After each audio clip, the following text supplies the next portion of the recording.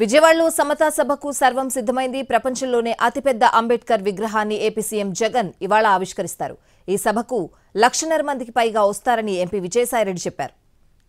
భారత రాజ్యాంగ నిర్మాత బిఆర్ అంబేద్కర్ గౌరవాన్ని ఇనుమడింపజేసేలా, భావితరాలకు గుర్తుండేలా విజయవాడలో భారీ విగ్రహాన్ని ఏర్పాటు చేశారు. ఇవాళ సాయంత్రం 6 గంటలకు సీఎం జగన్ ఈ విగ్రహాన్ని ఆవిష్కరిస్తారు. మధ్యాహ్నం 3 గంటలకు జరిగే సమతా సభకు సర్వం సిద్ధమైంది. ఈ సభ ఏర్పాట్లను ఎంపీ విజయసాయిరెడ్డి పరిశీలించారు. 1,50,000 మందికి పైగా సభకు వస్తారని విజయసాయిరెడ్డి చెప్పారు. సమతా సభకు సంబంధించినటువంటి ఏర్పాట్లు అన్నీ కూడా పూర్తయినాయి.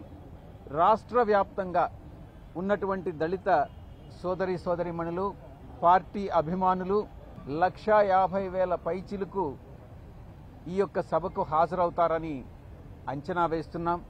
విజయవాడ బందర్ రోడ్లో నిర్మించిన ఈ విగ్రహం చరిత్రలోనే మైలురాయిగా నిలవబోతోంది.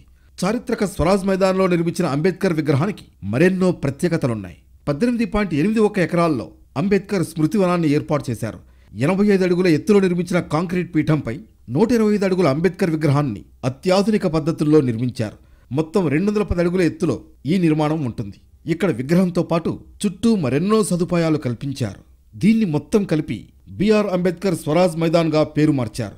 ఇందులో doctor B R Ambedkar experience centre, 2,000 మంది కూర్చునే వీలున్న కన్వెన్షన్ సెంటర్, ఫుడ్ కోర్ట్, పిల్లలకు ఆట స్థలం, జలవనరులు, మ్యూజికల్ ఫౌంటైన్, నడకదారుల్ని ఏర్పాటు చేశారు.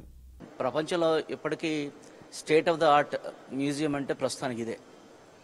ఎందుకంటే అంబేద్కర్ జీవితంలో చాలామందికి తెలియని కోణాలని ఈ మ్యూజియంలో పొందుపరచడం జరిగింది. యాక్చువల్లీ 2021 డిసెంబర్ 21న ప్రారంభించిన ఈ ప్రాజెక్ట్ 2 ఏళ్లలో పూర్తయింది.